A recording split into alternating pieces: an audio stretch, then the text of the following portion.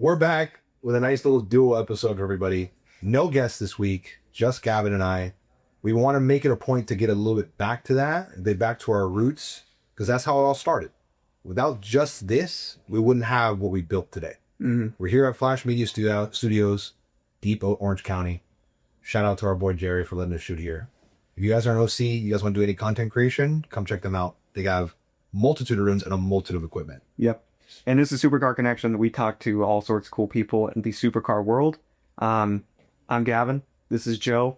I know we haven't really done like a formal intro like that before, but if you're new here, this is all we talk about. We talk to people from all over the industry, owners, modifiers, buyers, sellers, manufacturers. Yeah, the CEOs of hypercar companies. We talk to all sorts of people. Go back. We've got some awesome episodes. Core sellers. Yeah. No, and we don't shy away from anybody.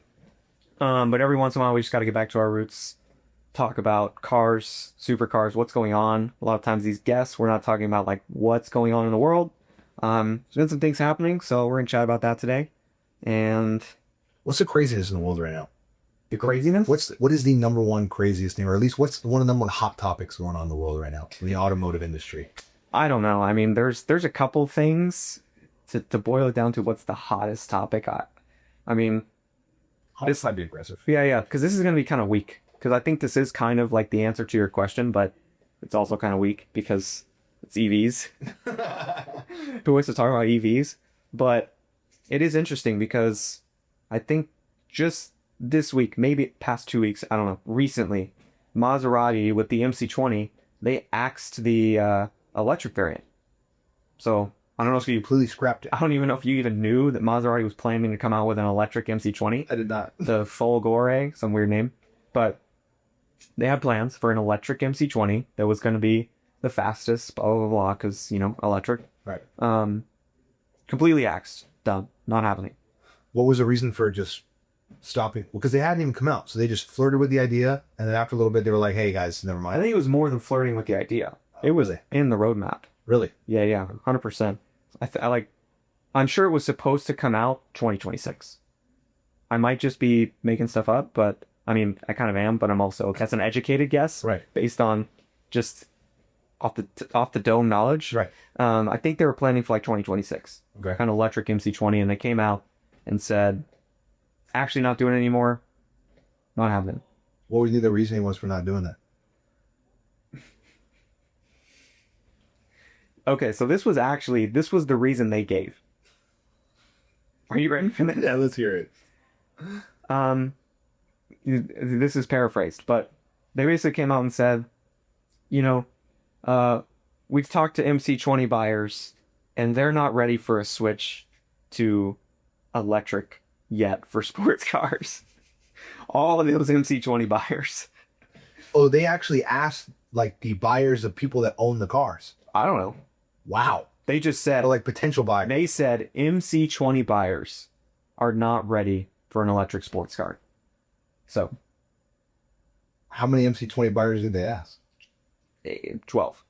all 12? 12. All 12 MC20 buyers, which is sad because it's a beautiful car. See, the thing about that car is it is truly beautiful. And I think this performance-wise is supposed to be pretty fucking monstrous. I'd love to drive one. So would I. But it's just the moniker, and there we go, here's the word moniker again. My bad. The brand, it's just... Hey, shout out to the dude. Yeah, shout out to the dude that just hones in on all little things that I say. Adam? Adam. Was that his name? Adam, you're welcome. This is for you. The brand, Maserati. What's the dynamic? What's the dynamic of the brand of the moniker? Maserati is just so ass, man. I don't know if this guy hates you or loves you. I don't know. I'm in the middle between two. I don't know if he does it either. I don't know if he's being hyper analytical because he loves me, or he's hyper analytical because he wants to, me, or he's hyper analytical because he hates me.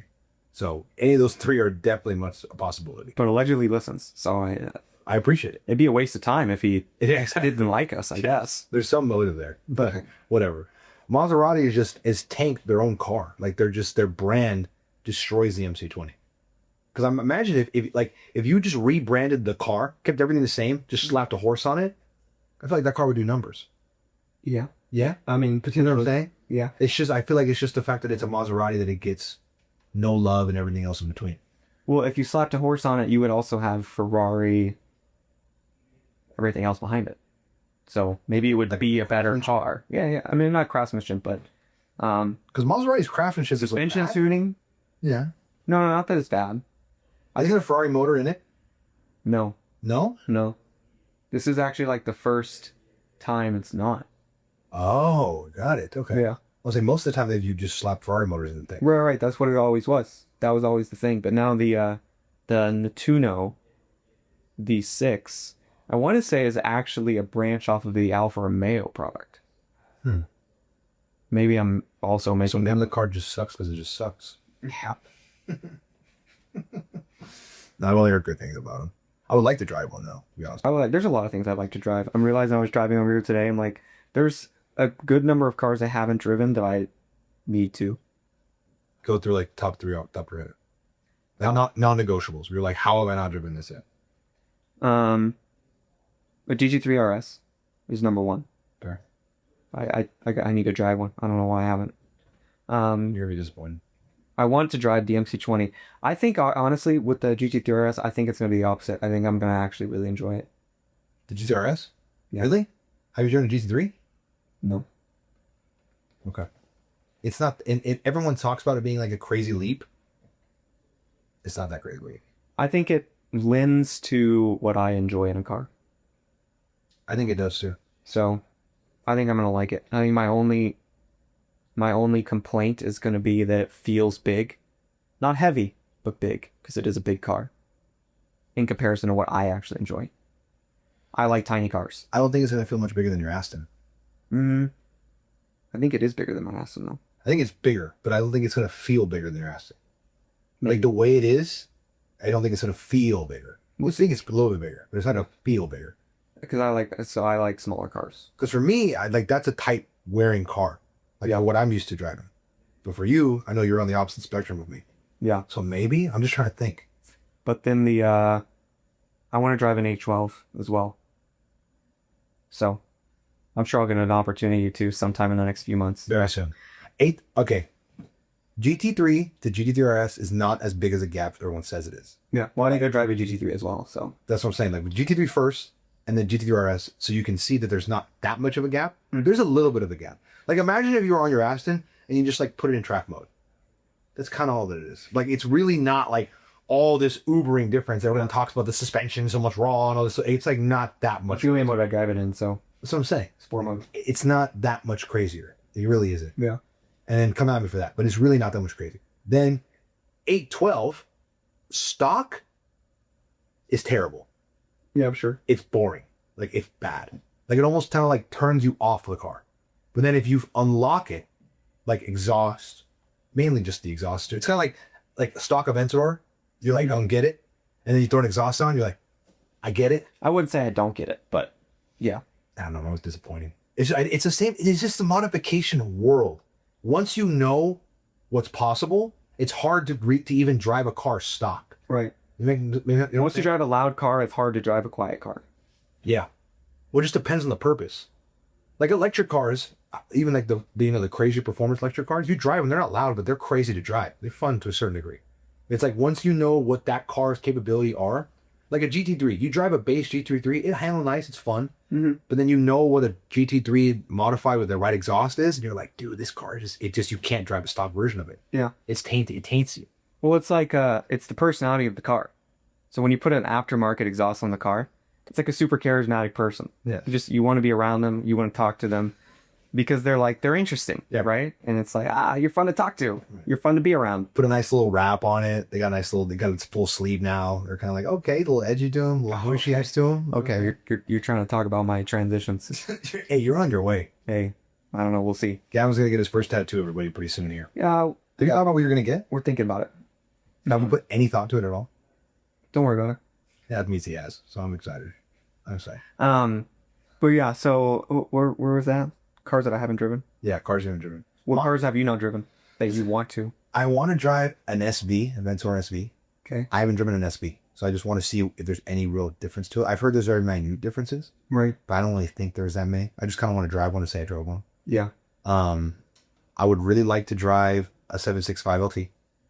I haven't driven one of those, and I think that's probably number one for me. Because again, how much crazier can it be from 720? Like if it's what a GT3 RS is to a GT3, there's no purpose to that car. I don't think so. I think it's more. I think it's more too. I think it's a lot more. So I think it's just gonna be so much stiffer.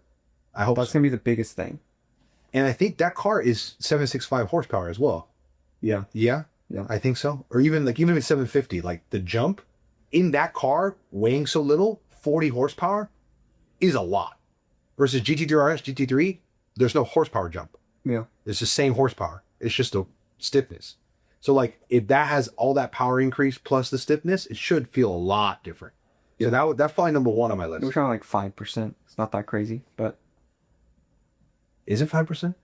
No, they're talking about like 5% should be kind of noticeable. Should be noticeable. fairly noticeable. Yeah. So I think that's number one. It's the equivalent of getting a very light tune, Yes. a tune you order on the internet. Just flash and easy. Yes. That's it. Just a flash. And you're like, wow, feels I'm breaking the back wheels. Yes. I never used to break the back wheels. Yes. It's like it's like putting an intake on your Chevy C706. That's the bug. Yeah. Like all of a sudden you feel it more. But it's going to be stiffer. That's what I'm hoping. So I'm hoping the car is a lot. It's just more. You're hoping it's stiffer. Yeah, I do. Like it's going to be stiffer, but like I said, the GT3 RS is way stiffer than GT3. When you really drive it, like you don't really crazily feel it. I feel like you have to go to the track to really feel the differences. When you're just driving it, there's not a crazy amount of the difference you feel. That's what I'm going for. I'm talking everything I'm speaking of is talking from perspective of just driving the car normally, dripping it a little bit, driving around. That's it. That's it. That's it. So I'm sure if I take the 720, 765 as a track, they'll feel like monsters difference. Same thing with the GT3, GTRS. But just driving it, I hope it feels a little bit more than what the GT3 or GTRS did. Last car that I think I want to drive that I haven't driven. I drove it a very minor amount and I want to spend more time with it is the SF90. I want to spend more time with the SF90. When did you drive an SF90? I've driven 2 SF90s. Wow. Okay. Good to know. Little vibes here and there. Yeah. Little like spin around the block with the boys and then a little at the shop action. Oh, spin around the block. Yeah, like driving for like Nesters and back. That type of drive. Like I've driven the car. Okay. So like I know what it feels like. Kind of. Yeah, kind of. Exactly. Oh, change my answer. No, I'm sorry. I need to spend more time with the Pista. I got a taste of the Pista. Like I tasted the car. Yeah. And I liked it a lot. Okay. I need a full glass of milk. Like I feel like I ate an Oreo and I just did a little swig to get that down. I need a fucking full glass and a full packet of Oreos. Yeah. Badly. That car, third gear, 70, 80 miles an hour, floor it, spun. But like different spin than like the Z06 used to do that. Different spin. Okay. Just that car is dialed. Okay. That car, now I'm thinking about that's the one I want to spend more time with. That makes sense. 76,000 is what I want to drive the most. I would love to drive a Pista. Piece of stupid. I mean, that's on my list too. The others are just like the examples of, they're right there. I think the other ones are rights to passage. Like you should, like those are the cars you should drive. Exactly. Obviously, I want to drive a fucking car that exists. Right. Those are the ones I need to drive because they're certain benchmarks. Right. Right. Exactly. It's like they're benchmarks I need to have. So because you can compare it better to other things amongst the world if and when you do that. That's like the biggest little detail with those specific fucking cars. Right. I also wouldn't mind driving like a lot of like the JDM cars that I've never driven. Yeah. I just don't even really care. I don't really care either, but I kind of want to drive them. Yeah. Just like I wouldn't mind just sending a Supra just to go to Sunset. Like I'm saying, The one that's like fully built. yeah, like an NK4. Like I would like to fucking. I've never driven that car. You know, I want to see what, if there's any, the hype is about. You know me? Like everyone talks about that car. Right. Is it really? What is? Like if I like compare it to my car, like am I gonna drive that car and like really have a boner for it, or like is my car just make it like, why am I even wasting my time with this thing? So you know my problem, Hit me. and you know it's like there's people that want to hate on this, but it's just how it goes. The most important part of a car for me is how it looks. Okay. It just is what it is. I fell in love with cars because they looked like cars that looked insane. That was me. I fell in love with supercars because supercars look crazy. I didn't fall in love with cars because I watched Fast and Furious. So there's people out there that's what they did. Right. And they think the Mona Lisa is some amazing car. And I look at the Mona Lisa and this? What is it? An S15? I don't even care. I literally don't even care. If you're gonna pick a JDM car to be excited about, That ain't the one. That's not the one. That's not the one. Is it just because it was Han's car? That wasn't even Han's car. It wasn't Han's car? Whose car was that? Han's had an RX-7. So then what car was that in the Fast and Furious thing? I don't know. Like, what was the point of it? I haven't seen Tokyo Drift in so long. I'm trying to think of what the fuck that car is. It's not the car that he gets, like, as, like, a beard, like, to first drive. Is it? Oh, yeah. Is that his car, the main dude? I don't know. The dude from Friday Night Lights? The quarterback? Right. Who also did second as a Tokyo Drift driver? Yes. I don't know. I can't remember if it's... Because it was Han's car that I think he gave to him to drive once he, like, earned his stripes. Maybe. Either that or it's the bad guy's car. I don't think it's the bad guy's car. No. No, I think it's that. So apparently we need to go back and Watch Tokyo Drift again. Tokyo Drift. But again, that's my point. Is I want to drive something like that, like even a car that's like built for that world, to see and feel if there's any hype about it. Like Chance always talks about this drifting, like being able to drift like crazy. Is that really all that enjoyable? Yeah, probably. To a certain degree? Probably. Like, could it be better than ripping 9,000 RPMs like on a V12? So for me, I look at that. I look at the change in experience there.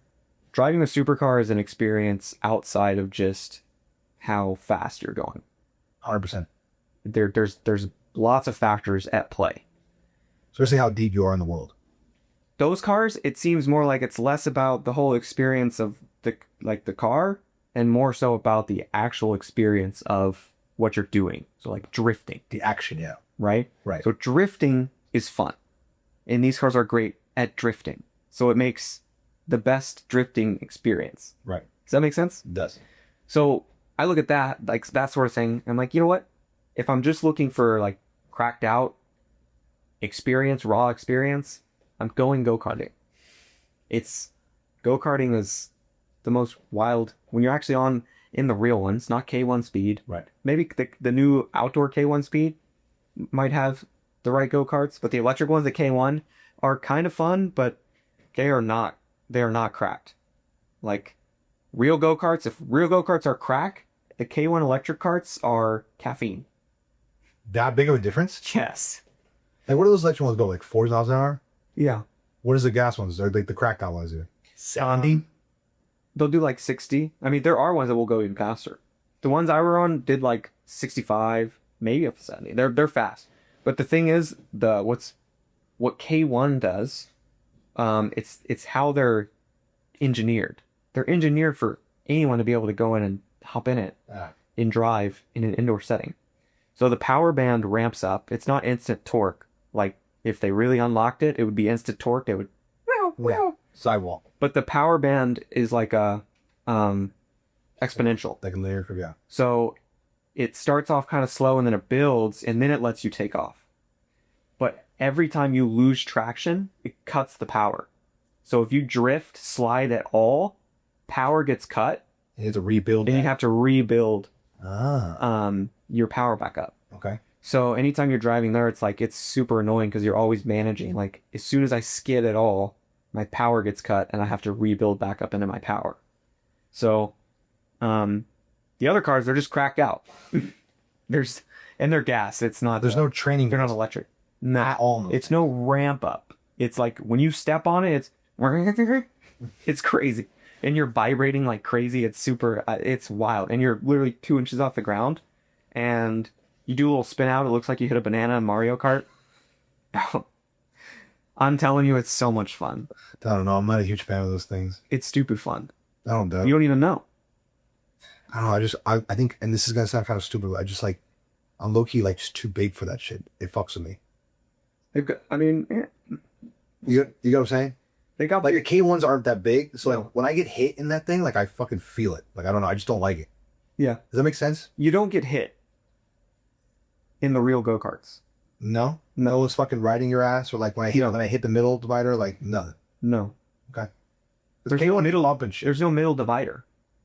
So what It's a track on a flat, on like just a big open space. Oh, so it's really? lines. That's sick as fuck. There are some areas where they'll put some tires there, you know? Yeah. But for the most part, like you spin out off track, you're just off into open space. Oh, like off on the side, an area wall. And it's Check bigger. out the course. It's not as tight as K1. It's a bigger space. So I'm down that. And yeah, you're not hitting, like people aren't hitting you. Okay. There's no bumpers on these like K1. I mean, there are like A guardrail, like a safety rail. But it's not like you're not surrounded by a big bumper because you're riding around 10-year-olds that are bumping you. Right. It is different. That's what I like. You're not getting bumped. I'm like traumatized from that. You Like, shouldn't. I get hit in that. It's like a motorcycle. Like if I was on a motorcycle and I get hit, I'm dying. You shouldn't be getting hit in a real go-karts on a real go-kart track. All right. That's not an experience that happens. That one out, I didn't even come close to hitting anyway. All right. So Now to go then. yeah. You know what? This is another thing. What's the best activity, like day activity for a rally? I think that'd be an enjoyable experience for you. I think so. You think so? Yeah. It really is. It's kind of exhausting. It is. Yeah. It's draining. It's training. Yeah, because you drive that cracked out little machine. You're on a cracked out little machine, and it's like there's no power steering, and like controlling the car takes a lot of energy. Controlling the car, so there's that. How much like actual driving experience translates to be able to control one of those things? A lot. A lot. Yeah, Like you think Ed Monty hops on one of those things and just able to just dial in and rip it? for sure. For sure. Yeah. I think he'd smoke us. I'm not saying that he could torch us, but I'm saying like, is it take a lot more just dialed in training, or like if you're pretty dialed in a car, you're fine? You're talking about a whole different thing. Somewhat. Center of gravity is completely different. Yeah. Size with. Well, it's the same. It's the same general laws of physics that you're dealing with. Correct. Traction, directions, control. No, It's just- I know how to apex a turn and all bullshit. Yes, but it is more dialed. So Every little movement. the reason everyone's more. there's a reason all motorsports starts in karts. You know, it's the foundation. It teaches you the foundations of vehicle control. The fundamentals. Yes. So the blueprint. I don't even get sidetracked talking about K1 speed. Dude, I don't know. What were we talking about? What was the main topic we were talking about? Driving experience. Yeah, at the very beginning it was EVs. So that's how far we've come. Okay. And even that, we didn't even... We need to get back into. Let's get back into EVs. The world of EVs right now. Yeah, it's all kind of tanking. I don't think anyone really wants them. Across the board. Really. Across the board. Across the board completely. But in the sports car world, there's hope. Is there hope though? Well, there's hope that they're not taking over. Oh, then yes. No, there's more than that. There's more than that. There's a hope lot that more. the engine is here to stay because, outlook on sports, on EV sports cars is super down.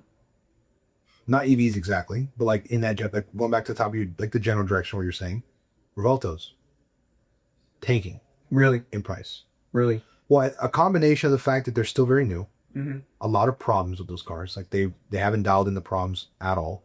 Like a good friend of ours that has one has had it now for months, and I think his total time with the car himself is days, like 7 days, 10 days of having the car.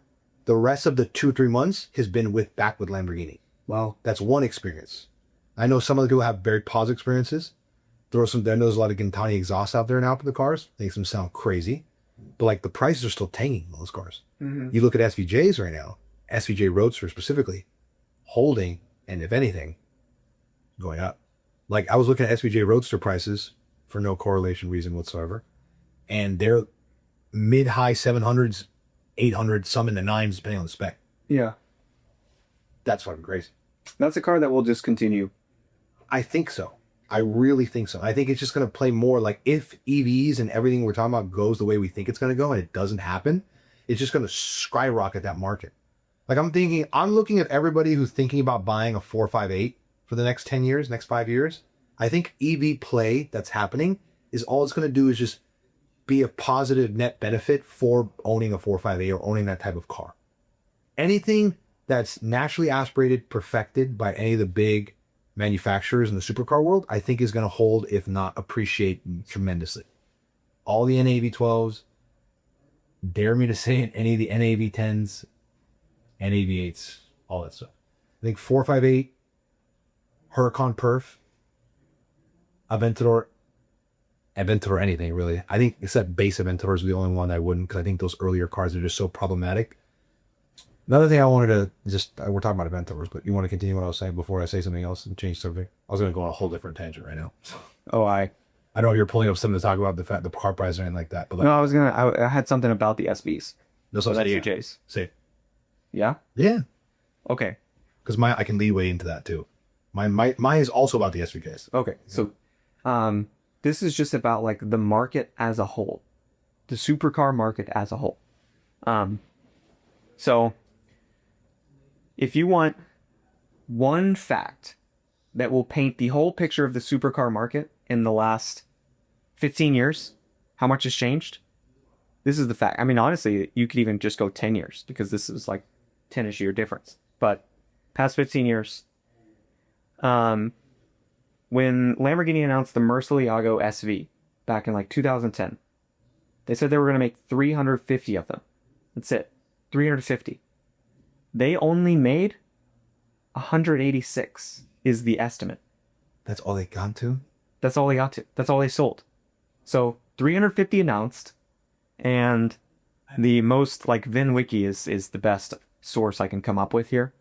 And like general consensus is maybe 186 total SVs made, Murcielago SVs.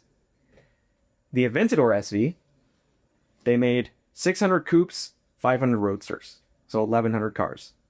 The SVJ, 900 coupes, 800 roadsters, so 1,700 cars. So they made almost 3,000 Aventador variants. And they only made 186 Mercy SVs because that's all they could sell. Just the time we live in, man. Just think about that. That's insanity. So that shows you how much things have changed in the supercar world.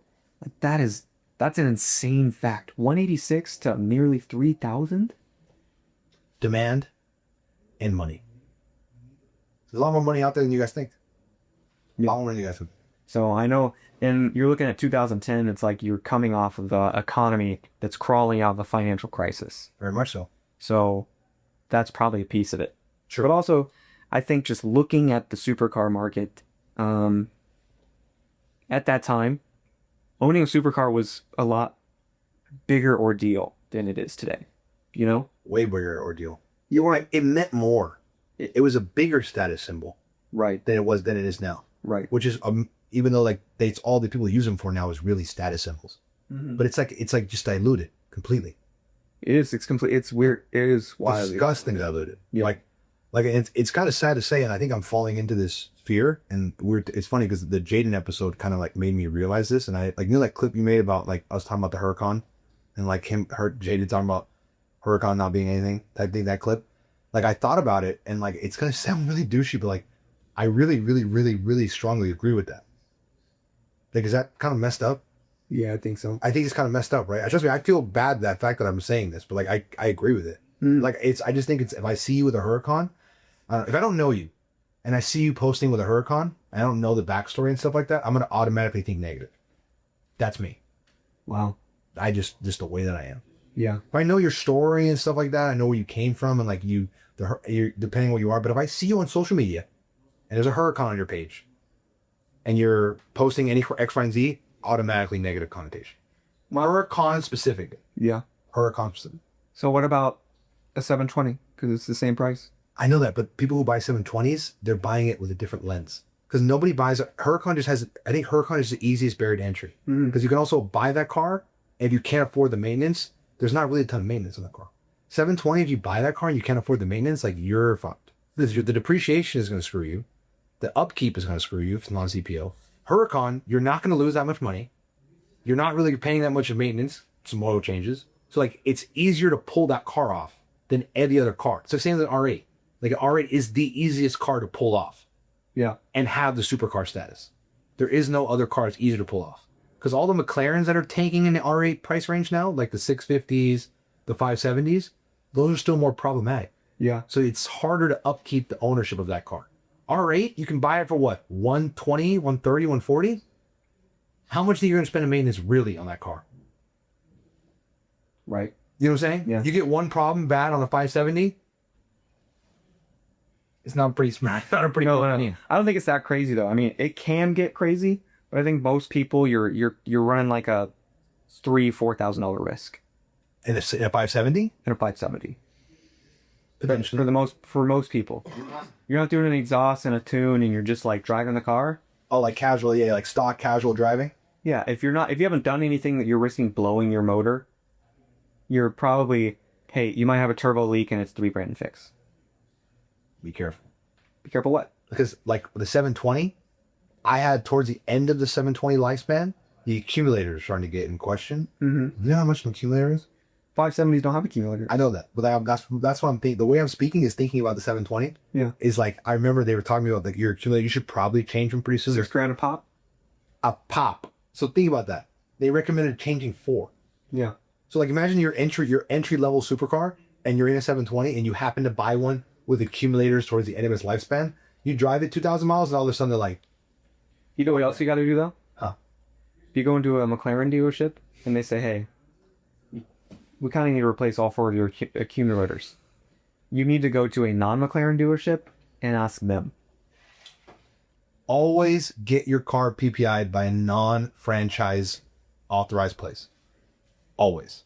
Because of course they're going to try to sell you on that. Bro, 100%. Because they know they are the authority, and if they tell you something needs to be done, you're gonna believe them. And a lot of the people they're dealing with are cool with writing a $20,000 check if it means keeping their car healthy. 100%. That's like for your average Entry level buyer. I wouldn't say entry level. No. I'd just say for your average buyer.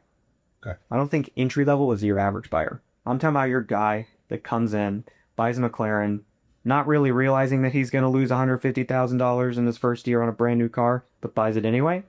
And then he comes in and they're like, hey, you need like your accumulators, we need to replace them.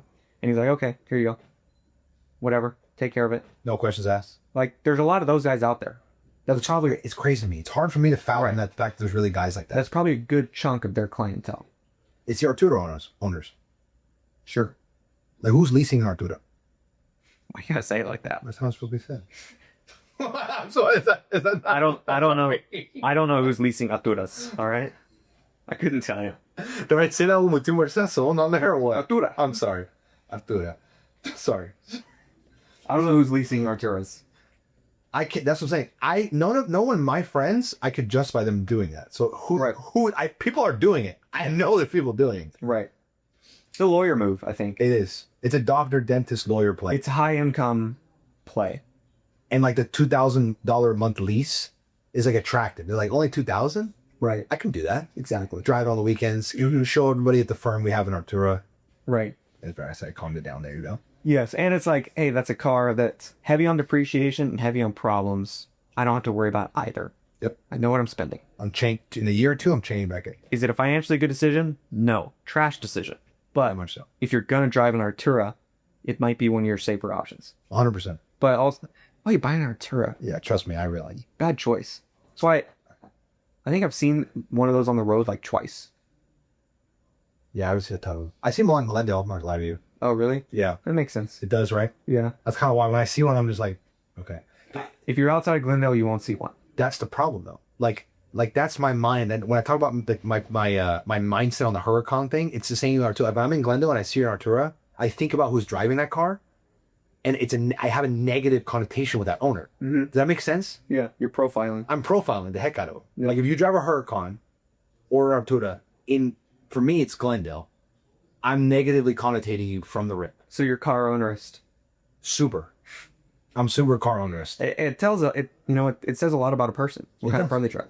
It took me from going to where I was to now where I'm at to become a car ownerist. Mm-hmm. Someone who drives an Artura. The experience, the journey. Describe them. Someone who drives an Artura, you're either two ways. Okay, you're a doctor, dentist, attorney. Okay, that makes a substantial amount of money to the point where you never really thought about you could really get a supercar. But then when you look at it and you go, oh, it's only $2,000 a month on paper. This is an easy move. The firm's bringing in $150,000 a month, $2,000 a month for a supercar. So I can show off my other attorney friends and all this stuff like that. We're doing well. Mm-hmm. Fantastic. Or you're a street hustler level guy that's hustling and scamming to a certain degree. And you're like, okay, all I have to do is get $2,000 a month every month to pay this car. Maintenance is covered. Depreciation, I'm not really tripping about it because my thing is set. Those are your two middle grounds. And I may be subleasing it on the weekends on Facebook Marketplace. 100%. Or I'm paying $1,000 for 2 weeks and my friend's paying $1,000 for 2 weeks, or we're paying $2,000 for the months, whatever we're doing. Yeah. That's the typical thing, especially in certain parts of LA. Mm-hmm. That's the type of owner that is, Artura owner specifically, and I now equate that to a Huracan owner as well. Because again, if I see an LP 610, I have such a negative I connotation. think an Artura owner is worse than a 570 owner. I think so, tremendously. I think so. Yeah. I think you're buying a 570 because again, you're understanding what you're buying. You probably it's just a different, it's not, the Artura owner is not an entry level supercar owner. It's like they're not buying those cars. They're buying 570s. They're buying Evos. That's what they're buying. If you're buying an Artura, you're one of those people. You're uneducated, in my opinion, about the world of supercars and what you could really own for the expenditure that you're doing. I think that's the biggest thing. Uneducation. Uneducated. I agree. That's what I would say. Yes. It's the same. It's the exact. What really Artura replaced the McLaren GT. It did. That's Who's buying a McLaren GT? If you're buying a McLaren GT, you don't really know anything about the supercar market. 1,000,000% agree. I actually had a younger kid DM me and ask me what car he should get as a first supercar. And he told me he was looking at a McLaren GT as his first option. Because he was like, 150 for 615 horsepower. The look, he's like, you can't beat it. And I was like, I could beat it. I could beat it easy in 3 seconds. I was like, I got these 3 options off the rip. And I was like, you want the horsepower battle? Go get a C706. Yeah. Go get a C806. Horsepower battle. Those two beat the horsepower alone. You put it next to a C806 and 99% of people aren't even going to know they're different. Thank you. And the people that The rear ends look pretty similar. the people that do know you're different are going to go, you really got a McLaren GT? The C6 it's a better driving experience overall. And trust me, I hate hating on people's car choices. 100%. I do. I don't really like to pick apart people's car choices. But some stuff is just, you're doing it to yourself. And the McLaren GT is one of those cars. I agree. The Artura is one of those cars. I'm a little bit different than Gavin now. I think when we first started this, we were on the same page. I think now I like picking apart people's car choices. What did I become? Oh my God. No, I'm not, I kind of enjoy it, but not from I don't like hating on people. Hating is the thing. It's not hate. I don't like the negativity, Yes. but I'm just sharing the experience. I like to question people. I want to better understand their mindset and their mentality when they made the decision. Mm-hmm. Because from my knowledge and current experience, I would not be making the same decision. Right. So what lack of, therefore, knowledge you don't have that you made this decision that I could have maybe saved you with a little bit of proper education And look, at the end of the within that day, space. I just want better for you. That's it. That's why I'm picking. That's what we care about. That's it. That's the whole point. I want better for you. That's it. Get a GT3 over a McLaren GT. Yeah, get a 991. Yeah. Even a 3.8. I would be down. Can you get a .2 for that price or no?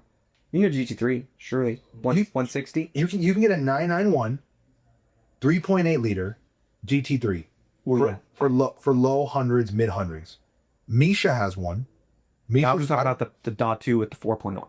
Oh no, that might push a mid high 100 premium. I think. Okay, those still go for 190.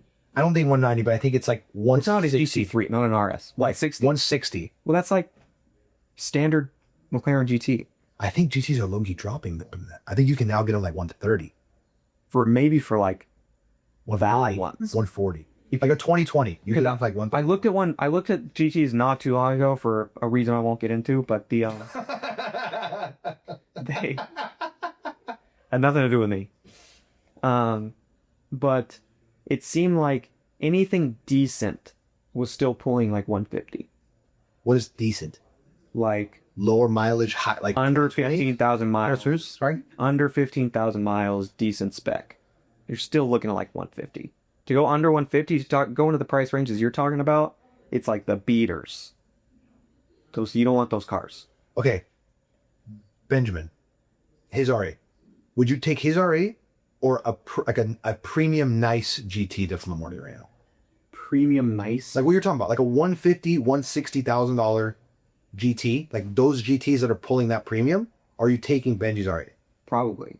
I'm taking Benji's R8. Yeah. That's it just for me, that I think that's right. They just destroys that thought process for me on the GTs. Yeah. There's a lot of cars I'd pick over over that car at that price. You're right. Because there's a million out there. Yeah. Mercedes AMG GTR. You can get for 135. Yeah. That's a car I would not mind getting. Like in green like that with the whole like It'd have to be a second arrow option. Oh yeah, 100%. Yeah. No, sorry. I did not. Yeah, not as a primary, but like as like a. Let's just have this. Yeah. I low-key will love that. I mean, people say that car is stupid. I heard good things about it too. I've heard it's insane. Every time someone drives it, they talk about how insane that car is. The hell I got one. I'd love to drive one. Apparently it feels nothing like the AMG GT. No hate on the AMG GT. Shout out Destin. But apparently they feel totally different. Really? Yeah. Like there's an actual difference in the souped upness of those cars, even though the base is, from what I understand, the same. Yes. Like the motor and everything. Like they didn't do anything crazy with that. But there's Is there like horsepower? night and day. Is there a horsepower beef up on those cars? Either now we're talking about something I don't know. There is a tune, and then the suspension's totally different, and then the aero's totally different. The aero is. And I'm pretty sure there's active aero on it too. So it's like it is a totally different car. Apparently, it's a night and day experience. What I've heard. So I don't know anything. I haven't driven it. So I've driven the AMG GTC, but not the R. I've driven a GTC. But I've heard it's like 4 years ago. Yeah, well, that's basically just the GT. It is, right? Yeah, it's just a trim of the GT. The GTR is the one that's like GTR less. Yes. GTS, GTC, and GT, kind of the same car. Yeah, basically GTS Sport, GTC Comfort, GTR Race. Word. It's easy. But what else were you just saying? Can I go back to something? Yeah. Because I don't know if you don't know what I was saying right now too. But Yeah. can I go back to something that we talked about that I wanted to say something in? About the Aventador SE? Yeah. Well, Aventadors in general, but it's also a Aventador thing on top of franchise dealer dynamic. Okay? Yeah. I'll never mention names because we're not here to ever put anybody down or negative connotate anything. But right now, the biggest thing right now is Push that away. Yeah. The biggest thing right now that I'm noticing, and this is just from my experience, I'm not gonna lie to you, I'm starting to look for my next car, and there's a couple potential candidates out there for the next car. So I'm shopping around for those cars. SDJs are the biggest problem with them right now is the mileage blocking uncertainty with those cars. Almost every single car on the market right now, there's like a 99% stipulation that car has a mileage blocker on it. So you can't trust anything. So what's becoming is those cars, it's almost like you have to know the history of the car so well to feel comfortable buying that car. Like I have a friend that's buying one. And it's like a 900K spec. It's going for like 920 right now or something like that. I think he wants to get like for 875 or 880 or something like that. Yeah. But he's only buying that car because he knew the original buyer that bought it from Lamborghini in 2021 and has known the same owner because the car is currently being sold at a place that does not have a great reputation, on top of the fact that it has a reputation for selling cars with mileage blockers and stuff like that. So simultaneously with that, I've heard of some experiences some people have had with buying cars and people referring places, people selling the cars, referring them to somewhere that you would think is very respectable and trusted because of the name and the brand and the moniker. But in reality, they're not, because after the purchase, they're finding stuff that wasn't disclosed on the car that, legality speaking, they need to disclose on the car. Yeah. So then all of a sudden, when someone threatens with legal, the place you think would be respectable immediately folds their cards up, and the place that sold it is standing on their BS, on business. But that's the whole reason why we go back to is don't trust some random franchise store because they have the name. You have no idea the political workings that are going on in the back scenes of those. So just so you know, franchise store is like Lamborghini. That's what I'm talking about. Okay. That's exactly what I'm referring to. Okay. Don't trust those places because they say Ferrari, Lamborghini. Don't trust those places. Just because they say that does not mean that all of a sudden their PPI report is going to be the most bread and butter thing. It quite actually is the complete opposite of that. Because you guys have no idea the political dynamic that goes on that actually runs and moves the strings of those places. That's what I'm talking about. What I just said, when I said franchise, that's what I mean, are those type of places. So whenever buying a car, don't be afraid to have the PPI done by the franchise place. but always get a PPI done by either someone you trust or a non-franchise store that specializes in whatever you're doing. Those places are just more often likely to give you a non-bias PPI inspection. Right. Because they're probably not doing the work. They're not doing the PPI to also do the work for you.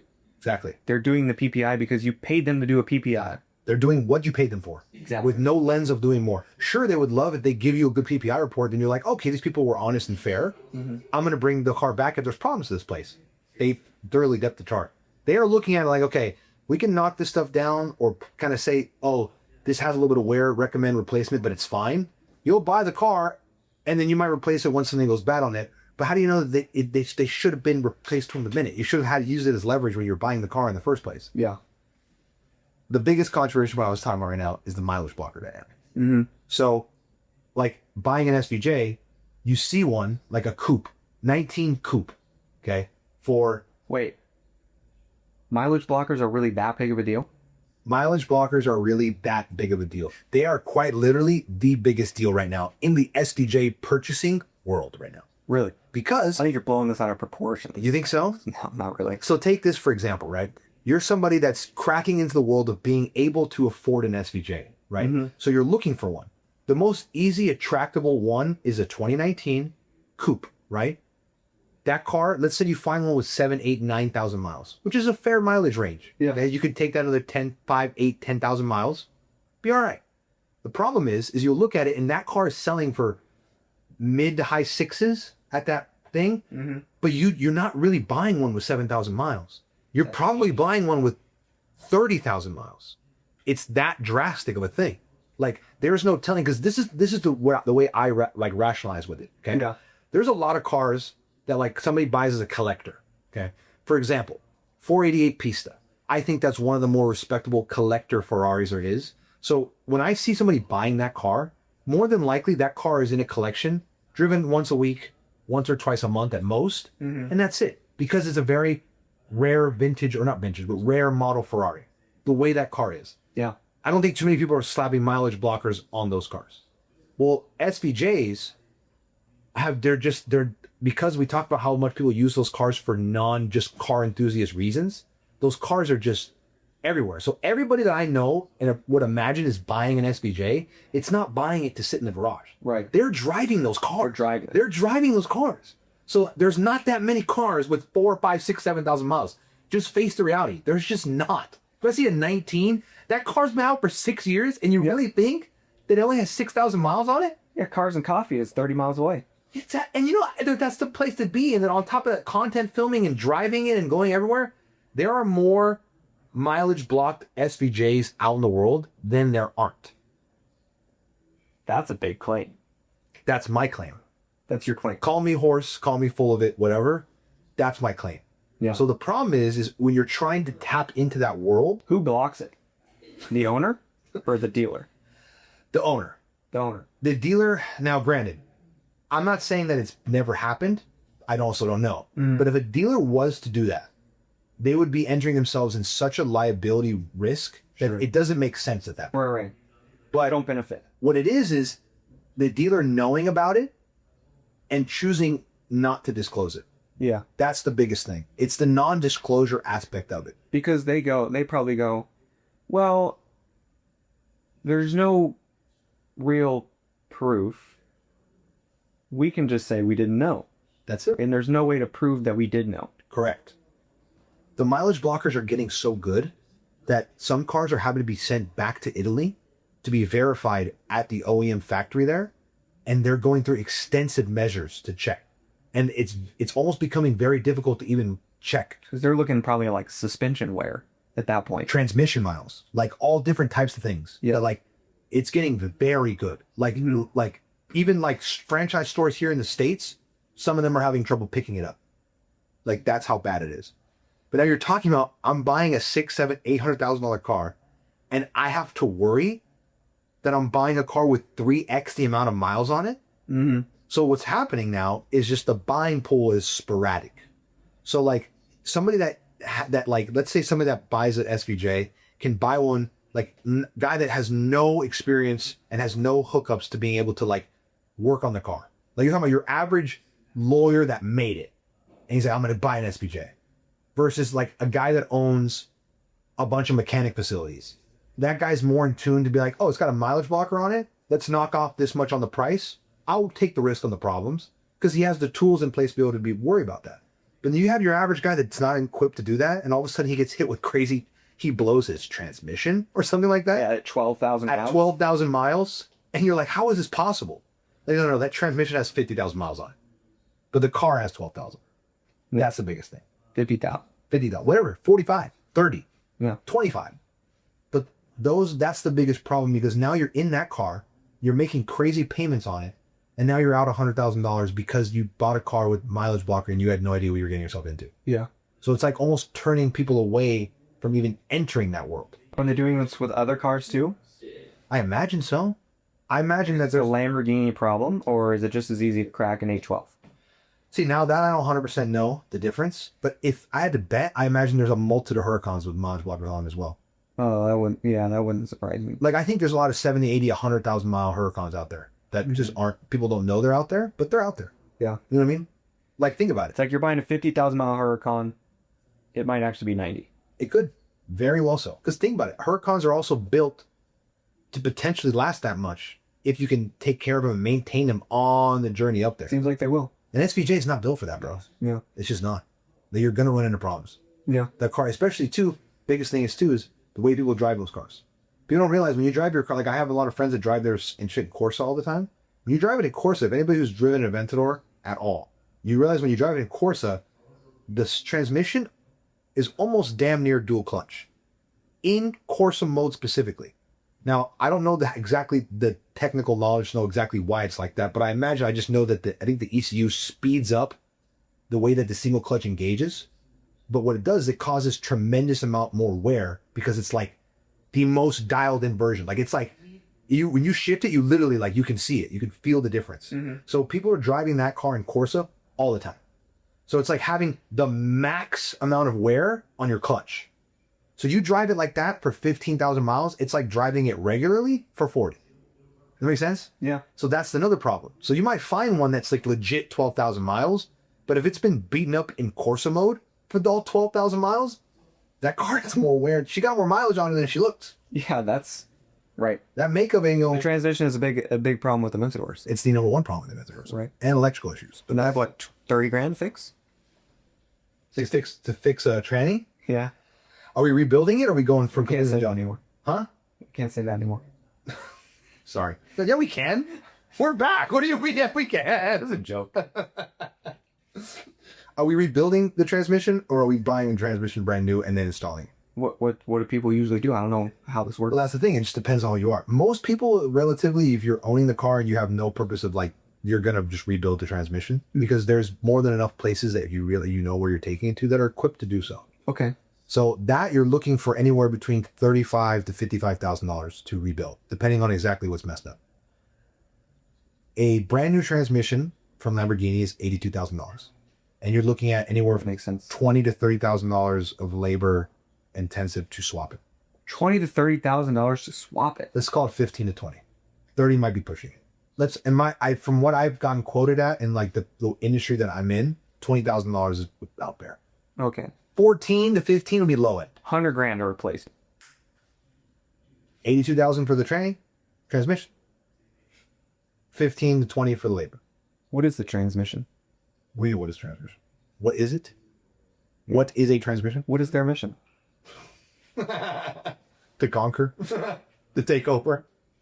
You're getting political on me now. You're getting good political jokes. SCC, Gavin's always held me back from getting political on this show. Yeah, we just make jokes too.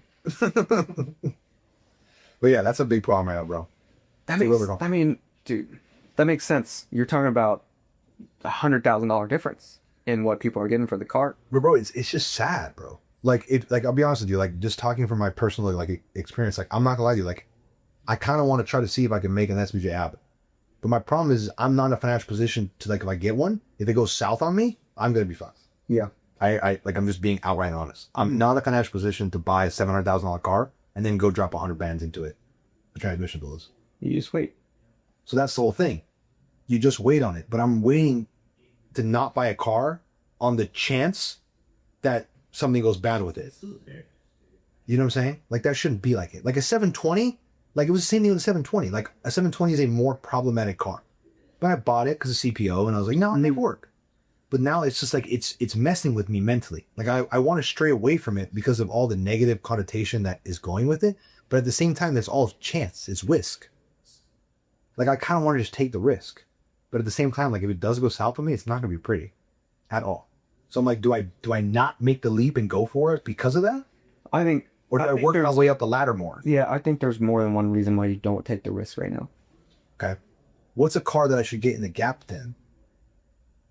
Like what's a step up from what I have now that I can work my way on the ladder? I don't think it's necessarily about being a step up, but I mean, I know you like the A12. I do like the A12. So that's just like a shift. That's just a change. It's like you change things up. I think the super fast is a change up.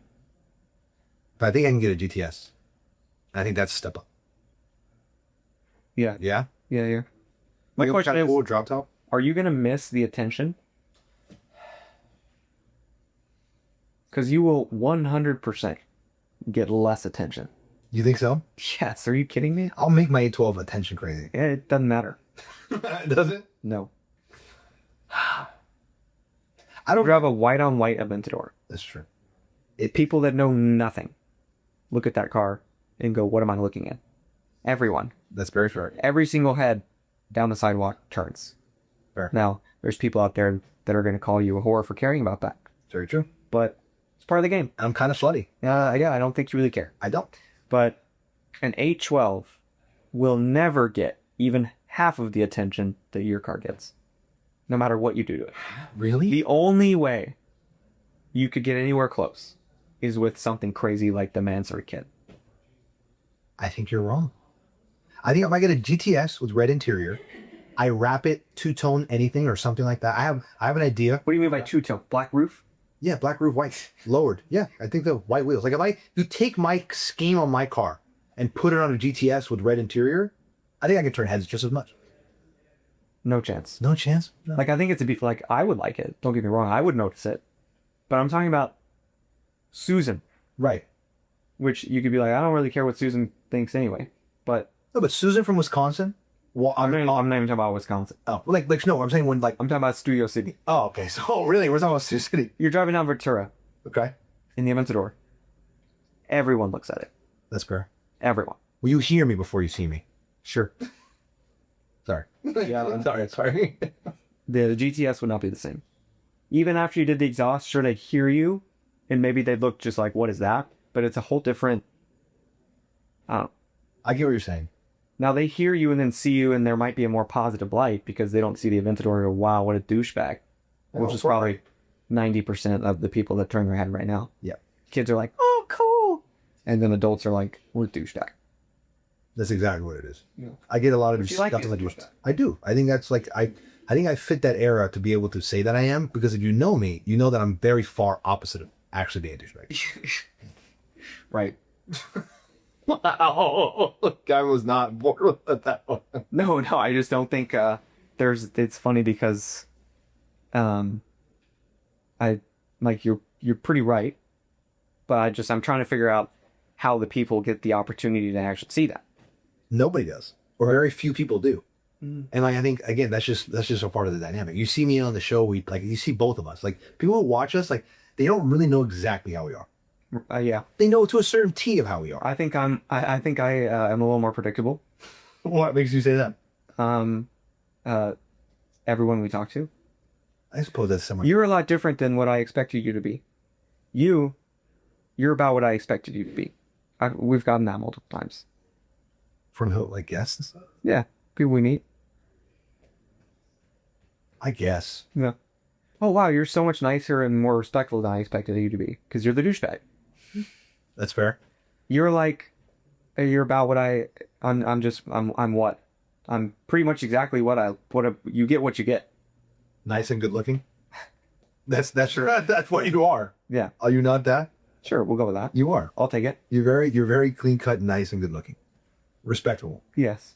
Because all of a sudden you're coming in and you're like, hey, very nice to meet you, sir. Hope you're doing okay. Can I do anything for you? You're kind of down. You're down here a little bit.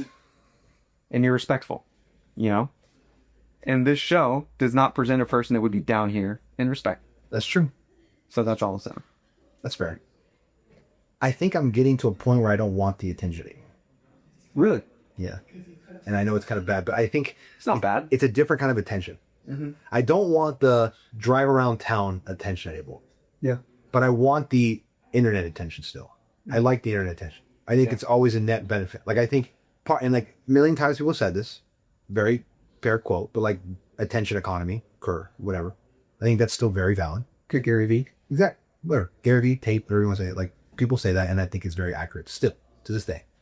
But what I'm starting to go away from the attention aspect, like the Aventador play for me when I got it was a big, like, I can make it happen, and it's my dream. So while I can do it, I'm just going to go do it. Like, in all reality, should I have done it? Probably not. Was there a million cars in the middle that I should have slowly worked up to do? 100%. Like, I kind of wanted to do perf, and then maybe have gone into, like, I don't even know it, like oh my goodness, there's like literally a million different things, like even like a low end 812 super fast at the time, and then gone into like an SB or something like that. But the car presented itself. I said I can make it happen because of the whole picture, so I went for it. So now I'm back in the same boat now, but I'm thinking about the move again, and I go, if I go all the way for SVJ, I go for it. I could probably pull it off, but is it the right move? Because I already did my dream, quote unquote, which was the Aventador. So now I'm like, do I just creep up? And I think I don't want the day-to-day attention, but I want whatever benefits, as much as we talk about it, but like whatever benefits this, I'm down for it. So if the SVJ benefits this, I'm down for it. But if I could do an 812 GTS for a little bit, or maybe even a 488 Pasta, because Pastas are 450 now. I'd rather be that. A 488 Pasta? Yeah. Over an 812? All day. Really? Yeah. Do you know me? Yeah, no, I know. But I'm thinking of me, like, if I get a Pasta, I can't drive it an insane amount.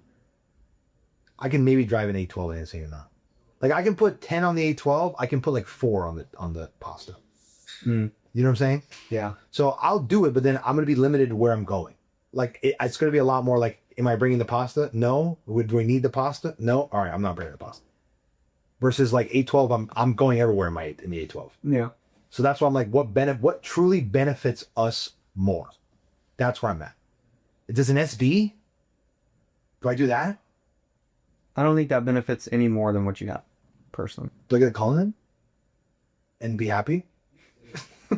And do what I want for a change? To be happy for 3 months and go, man, I miss crack. Because guys, I think I'm getting over crack.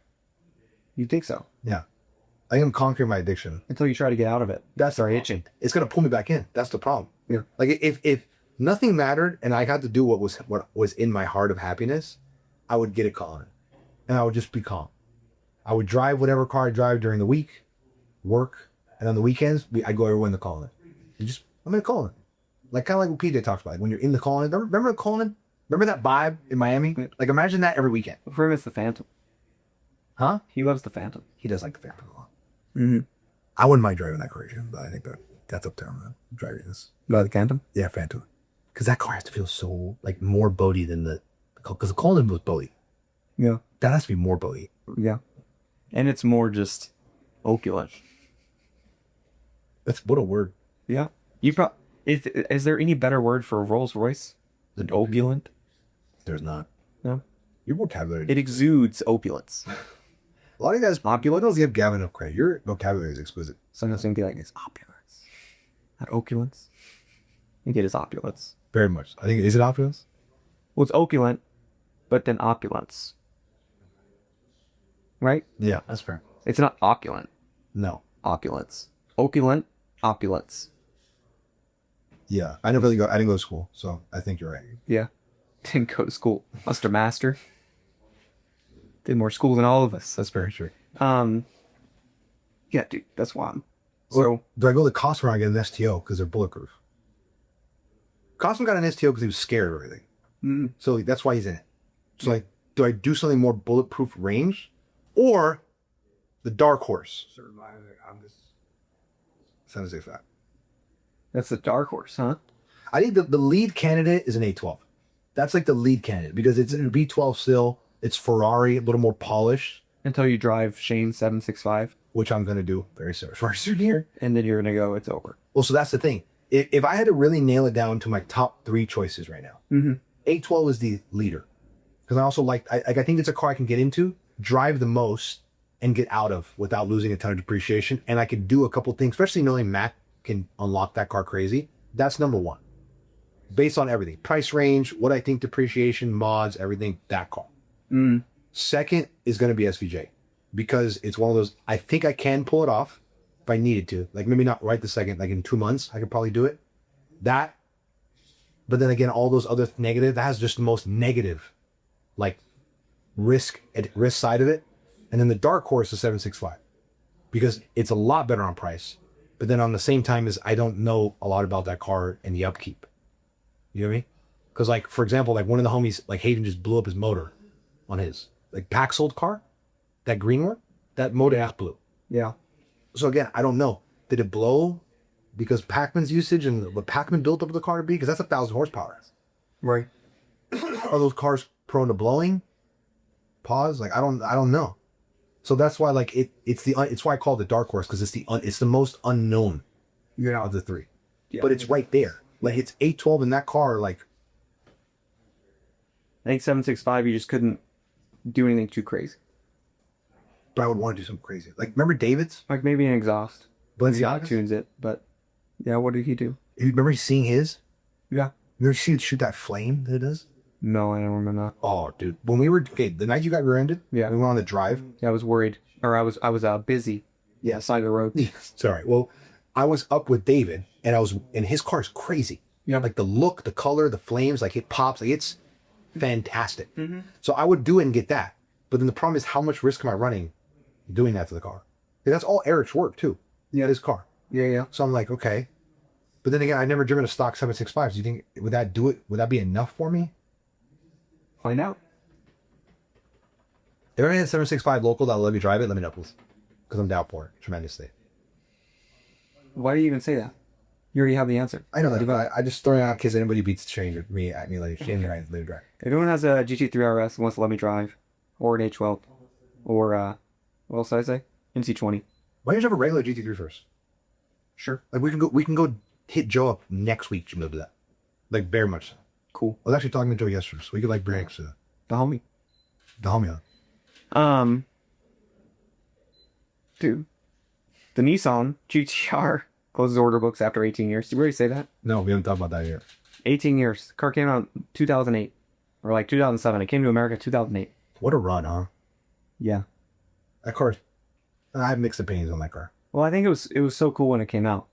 And now we're 18 years later. And they're still delivering new ones. Which is... How many variations of the car? 4? Like... R32. 32, 33, 34, 35. So 4 variants of the car. Yeah. 4 generational. Generations. Yeah. So this is 35. The 35 is 18 years long. Oh, we're talking about just... Yes. Oh, wow. The 34 is like the Fast and Furious one. Oh, you're right. 35 is this one. That much time. 18 years for the R35. So how long has the GTR been out then? The GTR? For 30, 40 years? I don't know. Maybe 80s? I don't know when the 32 came out. Who cares? Yeah. It's either like 88 or 91. Oh, yeah, something like that. So what's the name talked about it a lot? Dan. Didn't Dan talk about it? It's 4 generations. 32, 33, 34, 35. Dan talked about it a lot. He said it. I think it was 92. The year, like it was like the year that they took it to Australia. Like Australia was still Neanderthals. Right. And it was like, wow, what is this friggin' thing? Which also is kind of funny because it's like, I mean, you know, I'm not going to challenge Dan on pod. Maybe next time I will. But talking about, if you actually know the history of the GTR, when they first came to Australia, blah, blah, blah, I'm like, that's a whole different car. It's true. We're talking about a different car. So the R35 has nothing to do with the R32 that was banned in Australia. Like, those are different cars. It's like if I was like talking about the history of the NSX. The new NSX is like a twin turbo hybrid V6 super computerized. That car is nothing like the old NSX. Those are two different worlds. So, New NSX is the most dailyable daily driver. Dailyable supercar. Sorry. really, yeah, it's like It's a Honda. it's literally a Honda. You're driving out. Yeah. If anybody's seen the Well, interior on that any car, other part of the world, it is a Honda. America is the only country that it's in or like North America. Here in Canada. why does Acura exist, Gavin? You know this answer? Because of the limits on import rules back in the 80s or whatever. So Knowledge is power, guys. they all spun up their brands. Yeah. Spun up their luxury brands. Which I learned from you. So thanks. Which I learned from my old man. So, Which we have in fact check. we have a fact check, but him being just old this time, so it just bypasses a fact checker. All right, another random topic. I don't know if we kind of close on this, but I've been seeing a lot of different articles and such about concept cars lately. Concept cars it seems like a hot topic in like the car news world. Maybe it's because there's not a whole lot going on in the car world. Yeah, car world kind of dead right now. So all the websites are like, we got to come up with random topics to talk about. And, one talks about concepts, so then another, it's the chain reaction. Right. That's a good idea. We'll talk about that too. Let's pull our concept book out and see what we've had. So here we are. Right. Doing the same thing. It's trickled down to us. From the articles that they published and out all the way down to supermarket. We're at the bottom of the waterfall.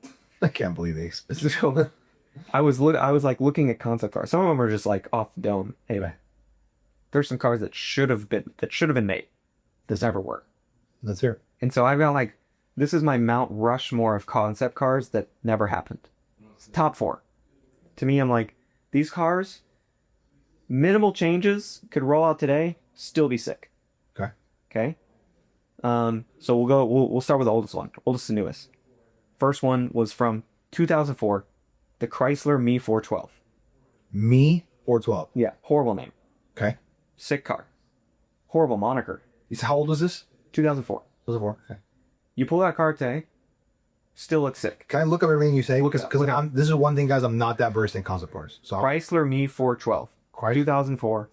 This car, if you update literally just the headlights and taillights to be like, more modern LED looking, this car you could roll out today, it'd be sick. Wow. And it's a 2004 design, and it's got a Chrysler on the hood. It looks Carrera GT-esque. Kind of. Yeah. Not kind of. A lot. But in a future way. Yeah. Yeah, you do. Yeah, you're right. Headlights, fog lights. Taillights. I can't see the damn the other. This is a nice car. The car's pretty sick, dude. Sick, dude. I don't- On the rear. Yeah, that's what I'm saying. Wow. I don't know what brand you would change it to. It's almost got like from the rear, it's almost got a little bit of like modern Ford GT. I don't know, man. This gives me like. I mean, no, because I was gonna get fried if I say what I said right now.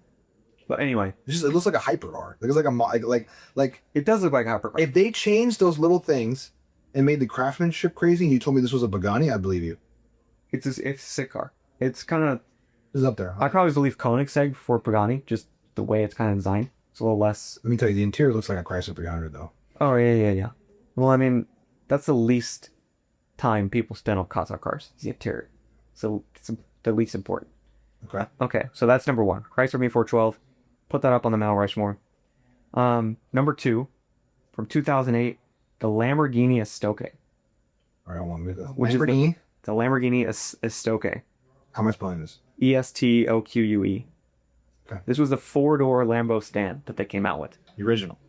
Yes. And they never made it. And this car would still look good today. Literally. You could pump that out today. This is a Lambo. This is the family Lambo. Forget the Urus. The Estoque is the family Lambo GTC4 Lusso. that should have happened. Except it's got 4 doors. And it's actually 4 seats and it's not a hatchback. Like if I was actually buying a Lambo for the family. Concept dropped. This looks like somewhat relatively 2008. I would say this looks relatively like. So what? The economy collapsed, and they were like, "Let's scrap the family. Let's scrap the family sedan. These families aren't buying sedans, the Lamborghini sedan anytime soon." Apparently so. I think I would rather have that than a Urus all day long, personally. So. Are you serious? Yes. All right, not that was too far. I mean, it's cool. It looks cool, Low strung. bro. But no, I'm like, That's like saying you would take a GTC Lusso over a Pearl Sangway. Don't do that right now. Are you telling me you would take a GTC Lusso over a Pearl Sangway? I don't know. I'd have to drive them. You lose me sometimes, man. You really do. Okay. You're lucky I love you a lot, because you lose me sometimes. Next up. This one might be the best. This one might be the top of the top. All right, let's hear it. 2010, the Jaguar CX-75 is one of the most beautiful cars I don't know what I will. literally ever created. And so beautiful, they put it in a James Bond film. The Bond villain in one of the movies. So, that car is gorgeous. Hey, yo, this thing has a lot, like, the MC20 has a lot of inspiration of this car. Yeah, except this is better looking. It is better looking, but like you can't tell me that they didn't look this front end and go, let's take a little bit of this. This is the same I'm looking at the same front end on this car as the MC20. Yeah. This car is gorgeous though. It's beautiful. This is, You looking at the orange one?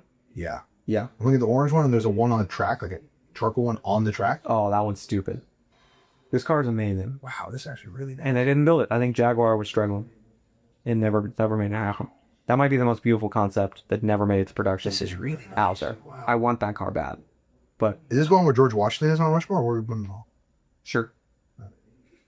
Sorry, I'm thinking. You're thinking of Rush. Yeah, I'm thinking of Rushmore. Like, wow, Yeah, that's George Dupp right there. this is clean. This is clean. So far, this is my favorite one of your Bounty Follower. That is my favorite. I'm looking at a picture of the orange one with David Bautista leaning over right now. Yeah. He was the Bond villain. Oh, that's I why. drove it. That's awesome.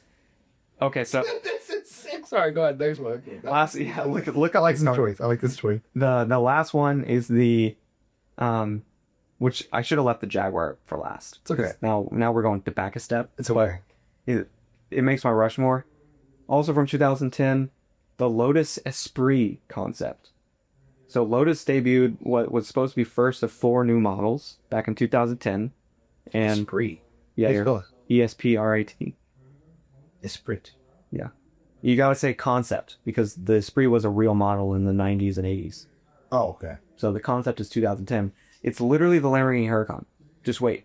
It was the Lamborghini Huracan before Lamborghini made the Huracan. You think the MC20 looked like the CX-75? Just wait till you look at the Esprit concept.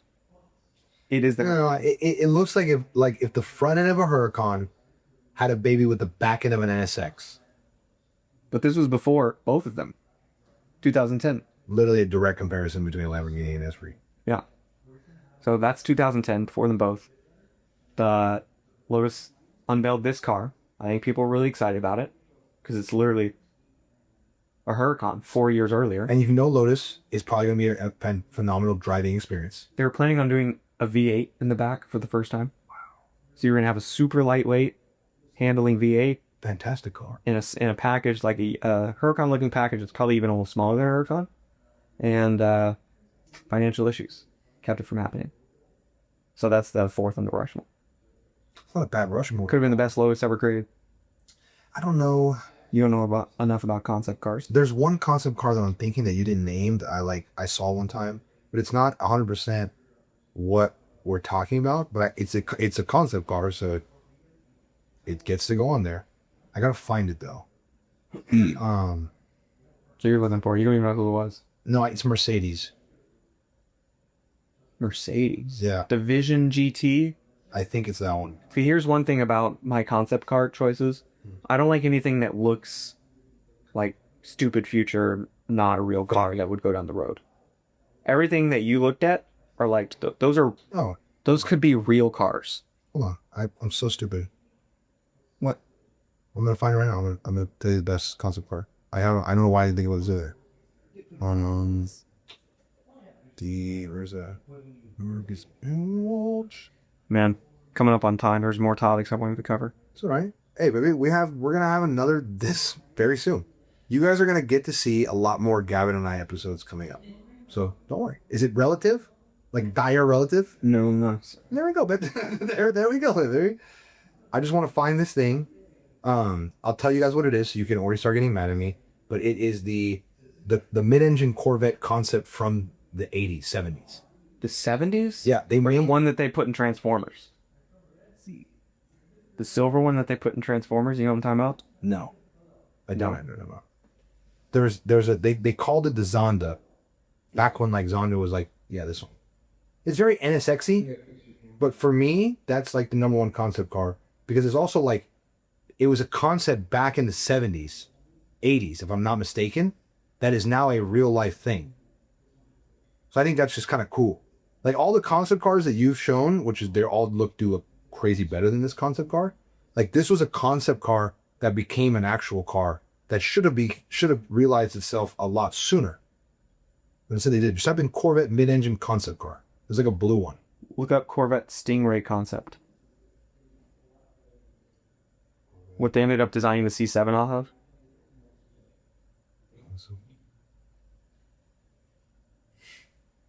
Yeah, see that looks too futuristic, like not gonna see it on the road. Did you type in Corvette mid-engine concept? No. Type that in real quick. That's like a car that you could see on the road, and they built a concept car of it. Like, and that was the plan. But then they just strayed away from throwing the engine in the back. What they did in 2020, they thought about doing in literally the 70s, 80s. Yeah. For whatever reason, they scrapped it. It looks like the Jaguar XJ220. It looks very like OG NSX-y too. Like I wouldn't be surprised the NSX took a lot of this design language.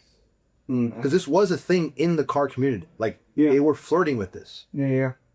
But then they just didn't do it. But yeah, that's if I had to throw one out in the ring, it's that. Yeah. Because they did it. Like it took them all this time. But they could have done it so much sooner. That's all. Okay. That's my concept. Can we give you a 3-car garage? Yeah, I Cap it off? Yeah, I'm down with that. Where you're at today? All right. So currently... It might change. Yeah, that mine has changed tremendously too. Tremendously. Tremendously. So... Shout out. The tremendous moniker. The dynamic tremendous moniker. Those are the things I say too much. Tremendously is your favorite adverb. Okay. Moniker. Do you like moniker? I like the word. You like the word. It beefs up my vocabulary, and it's not that crazy vocabulary. It feels good. It feels It does sound good. I feel more savvy when I say moniker. Dynamic has scaled back a lot. Yes. You want to hear dynamic, go back to the early days. Yes. Don't go back to the early days, but if you did, Yeah, if you want to be embarrassed in this. everything's the dynamic. All right. 3-car garage. My current 3-car garage would look like this. G63 4x4 squared. Okay. Daily driver. My car. Beef. Fantastic. Sure. My favorite car. The best version of it. Cool. Then I would do SVJ Roadster. Because that's the ultimate driving experience. Okay. Okay. And then my third one, and I'm always gonna do like I don't want to get too over the top and maybe I'm downplaying what the concept is. I would do. This is gonna be a little bit disappointing for everybody, but I would probably do. We're gonna hate this truth, but I would do 458 Speciale. That's my dream.